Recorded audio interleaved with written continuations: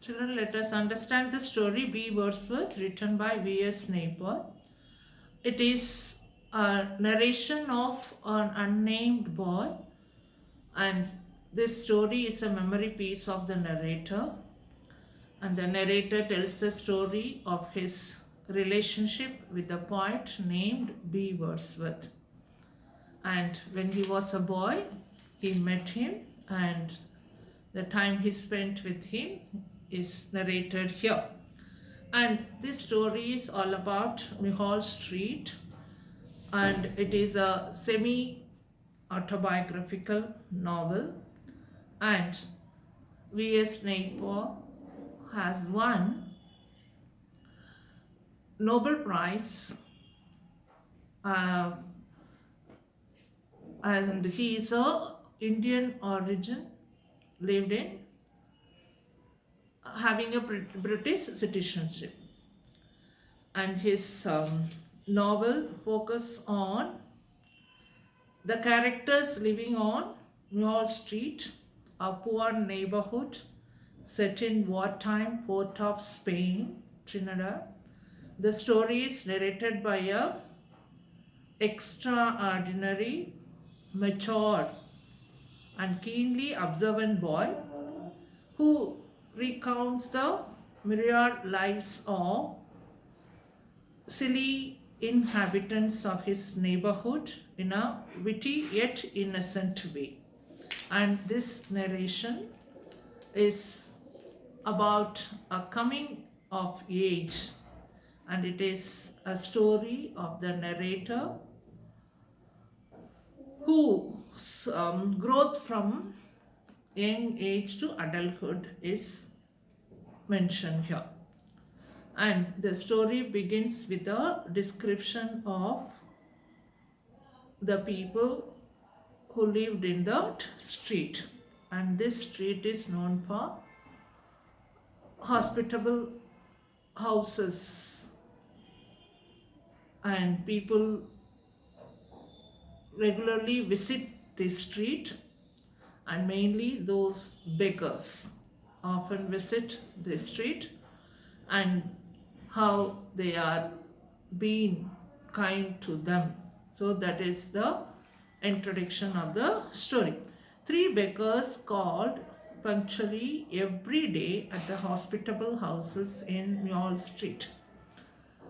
At about 10, an Indian came in his dhoti and white jacket. Three different beggars are described here. At 10 o'clock, a man comes to beg in the street. He wears dhoti and white jacket. And we poured a tin of rice into the sack he carried on his back. So, the kind people of the street, that means the narrator's mother, gave him a tin of rice. At 12, an old woman smoking a pipe came and she got a cent. And 12 o'clock, at 12 o'clock, a old woman comes and she gets money, a cent. At 2, a blind man led by a boy called for his penny. So at 2 o'clock, a blind man comes with a boy and he gets a penny. And this is a regular things happen in that street. Sometimes we had a rogue. Rogue means a person who is doubtful character. And sometimes some rogue comes there. But one day, a man called and said he was hungry.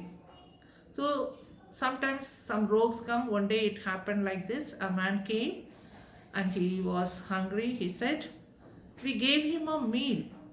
So the narrator's family members, maybe his mother, gave him a meal.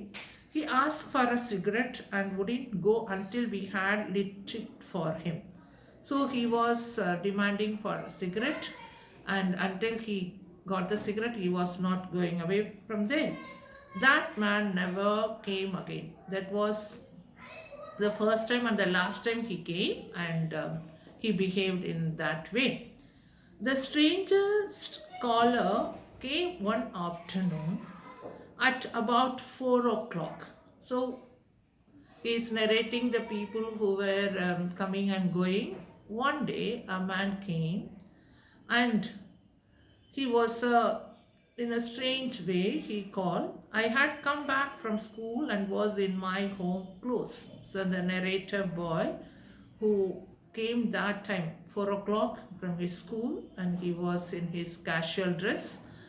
He changed his uniform and he was in his casual clothes. The man said to me, Sony, may I come inside your yard? So the person who came at 4 o'clock on the day requested the boy to allow him to go to the yard, inside the yard. He was a small man and he was tidily dressed. He was short man, but he dressed up neatly. He wore a hat, a white shirt, and black trousers. This is the description about the character B. Wordsworth. And he was wearing a hat, white shirt, and black trousers, neatly dressed. I asked, what you want? So the narrator is having a talk with him, and the conversation goes like this. He questioned him what he wants.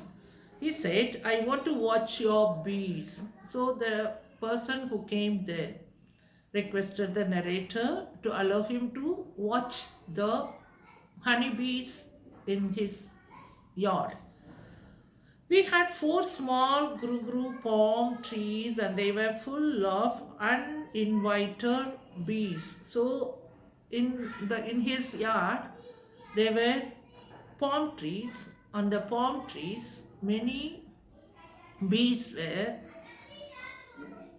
making their hives. So there were many bees. So this person wanted to watch those bees, honey bees.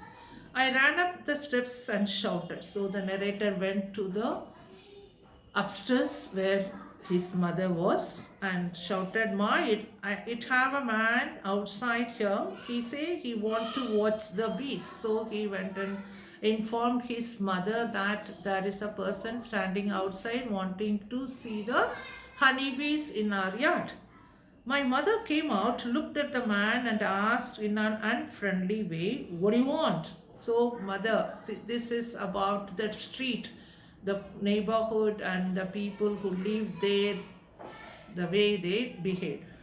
So she was questioning him in an unfriendly way, in a rude way. The man said, I want to watch your bees. So here the person who came there waiting outside requested the narrator's mother to allow him to watch the bees. His English was so good, it didn't sound natural, and I could see my mother was worried. So that person was speaking very good English. Mother was little doubting and worrying whether to allow him or not. That way she was thinking and waiting. She said to me, stay here and watch him while he watched the bees. So mother allowed him to watch the bees, but at the same time she asked the boy to be there and watch him because she had a doubt on that person. The man said, thank you, madam, you have done a good deed today. So as she allowed him to watch the bees, he was thanking the lady and the narrator's mother, and he said that you did a good deed, you did good thing to me. He spoke very slowly and very correctly as though every word was costing him money. So the person was very slowly he spoke the words, and he spoke very correctly. We watched the bees. So here we watched the bees, both of them, the narrator and the person who stood outside also went to the yard and watched the bees. This man and I for about an hour. So both of them were watching the bees for an hour. Watching bees, I said, I I haven't have the time. So the man said, I like watching bees. Sony, do you like watching bees? So the person is calling the boy Sony and asking him that, do you spend time in watching the bees? So that boy said, I don't have time. He shook his head sadly. So the person, the stranger, shook his head very sadly, and he said, that's what I do. I just watch. I can watch ants for days, but I always watch the thing. So here the writer wants and wants to tell us how important the nature is, giving importance to the nature. And he said that I always watch the things around me. Even I watch ants for days. Have you ever watched ants? So, and scorpions and centipedes and conquerors, have you watched those? So all these things he was keep asking, small insects and animals, have you watched them? I shook my head. I said, what you does do, mister? So the narrator asked the person, what do you do? He got up and said, I am a poet. They were sitting under the tree and watching, so he got up and said that I am a poet. I said, a good poet. He said, the greatest in the world. The narrator asked him, are you a good poet? He said, I am the greatest poet in the world. And then the narrator asked him, what is your name? So he said, B. Wordsworth. So the narrator had the question, what does it mean, B? B means Bill. So he said, no, black Wordsworth. White Wordsworth was my brother. We share one heart. So he was telling that White Wordsworth was that is William Wordsworth, who was the nature poet. So he is mentioning he was my brother. I can watch a small flower like the morning glory, because William Wordsworth is known as a nature poet. So he is telling, I also love to watch the nature like my brother. And I spend time in watching the nature.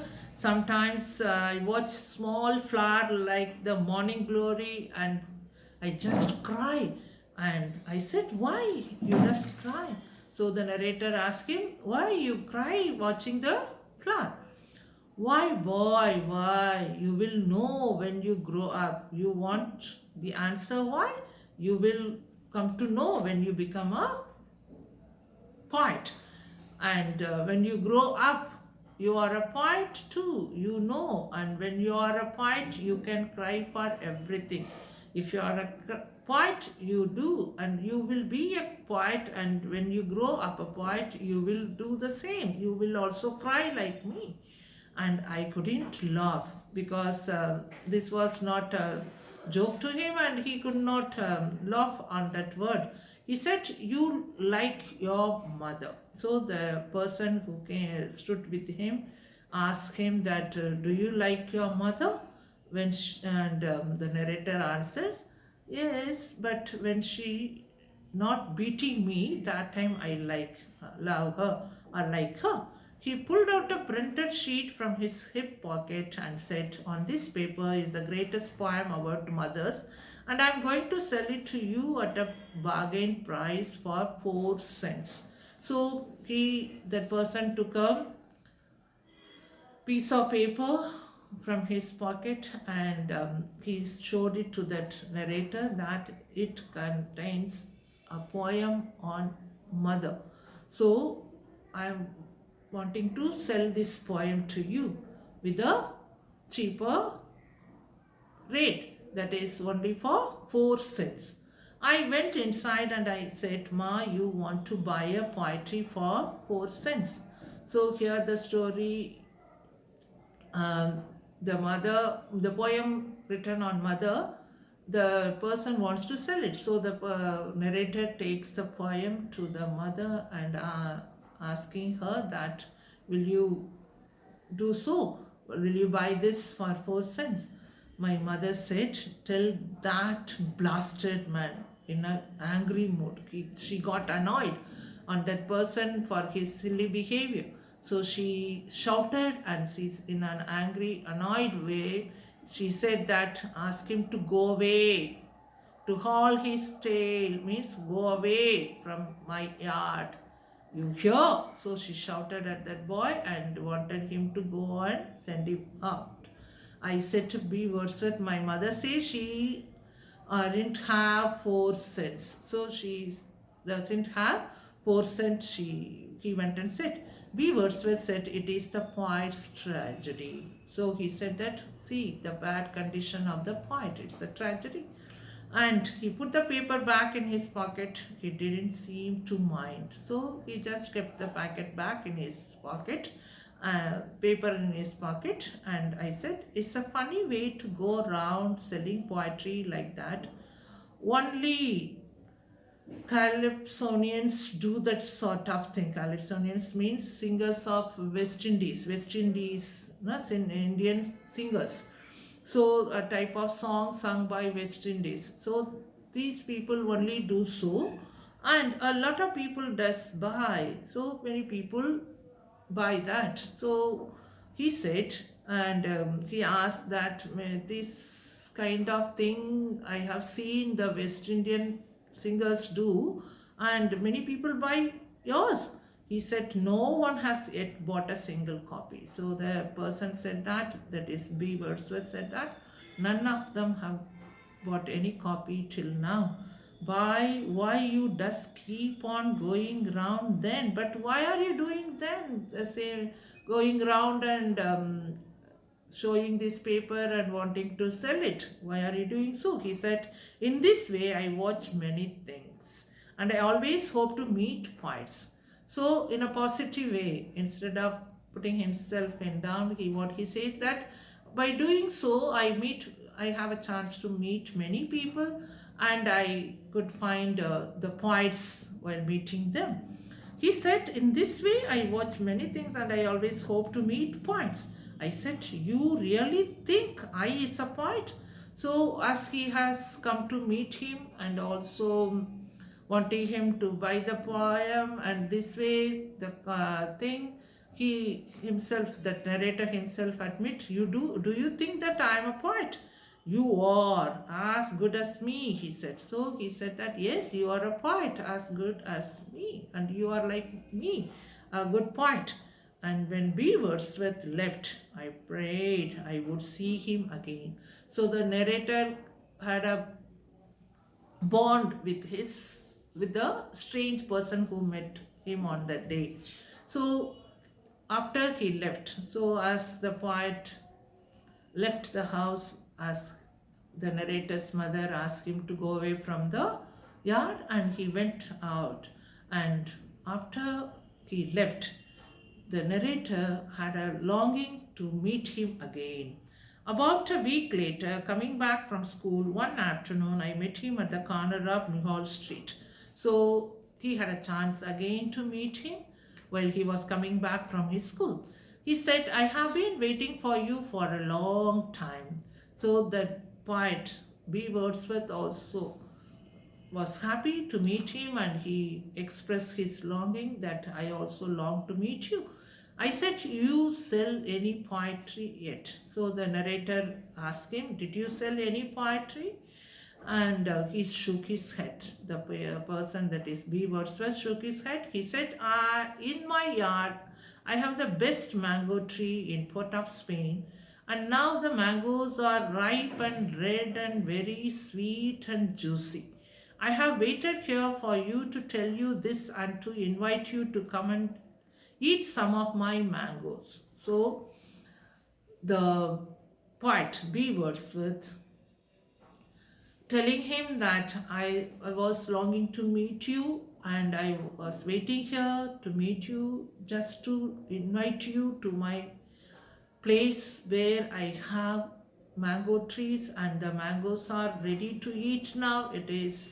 They are ripe and red and very sweet, and I live in that place, Port of Spain, and he said that place where he lived, and if you come, you can enjoy it. So he lived in Alberto Street in a one-roomed hut place right in the center of the lot. So his house, that Beaver's house, is located in Alberto Street, and a piece of land was there, but in the center of the land, a single roomed hut was there. All around, he had the yard seemed all green, all around green trees. There was a big mango tree, there was a coconut tree, and there was a plum tree. So three different fruits were there, and the place looked wild. Why? Because unwanted plants grew all around that hut, as though it wasn't in the city at all. Though it is in the center of the city, Alberto Street, but the hut was covered with all around were wild plants. So it looked that as if it was not in the city. You couldn't see all the big concrete houses in the street. In that street there were not many big buildings. He was right. So when he reached there, the narrator reached there, he saw the mangoes were sweet and juicy. I ate about six. So the narrator ate six, and the yellow mango juice ran down my arms to my elbows and down my mouth to my chin, and my shirt was stained. So he enjoyed the fruit. All juice were flowing in his chin and made his shirt stained. The yellow stain were there on the shirt. After having six juicy fruits, my mother said, well, he went to home and with a stained shirt.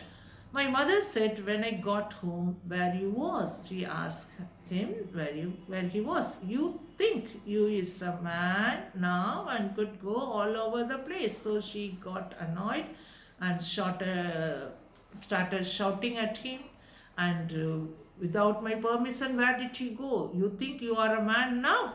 Grow in and go cut a whip for me. So she asked for a whip and started giving him severe beating. After getting beating very badly, and he ran out of the house swearing that I would never come back. So after he got severe beating from his mother, he thought that I will run away from the house and I will not come back, because she gave him good beatings. I went to B. Wordsworth's house. So immediately he ran to his friend B. Wordsworth's house. I was so angry. My nose was bleeding. That narrator got severe beating and he was crying very badly and his nose was bleeding. B. Wordsworth said, stop crying. So B. Wordsworth, his friend, consoled him and asked him to stop crying and we will go for a walk. So he promised him to take for a walk. I stopped crying, but I was breathing short. We went for a walk. We walked down St. Clair Avenue to the Savannah and we walked to the race course. So they were going around in the city side. B. Wordsworth said, now let us lie on the grass and look up at the sky, and I want you to think how far those stars from us. So he took him to such a place and they were sitting on the grass, and the poet asked him to lie down and just watch the sky, and we will and I want you to think how far those stars are from us. So he is giving him an imagination, or developing his imagination by showing the sky, and I want you to think how far the stars from us. So this is the talk they were having, and the narrator was enjoying his friendship. So here the story writer is focusing on how the admiration of the boy towards the grown-up man, that is B. Wordsworth, called himself as a poet, and good friendship, and how he wanted the freedom. The boy wanted the freedom. So all these are focused in these few pages So in the next class we will see the rest of the story.